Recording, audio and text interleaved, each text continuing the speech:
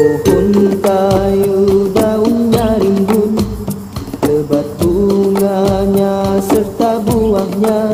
Walaupun hidup 1000 tahun, kalau tak sembahyang apa guna?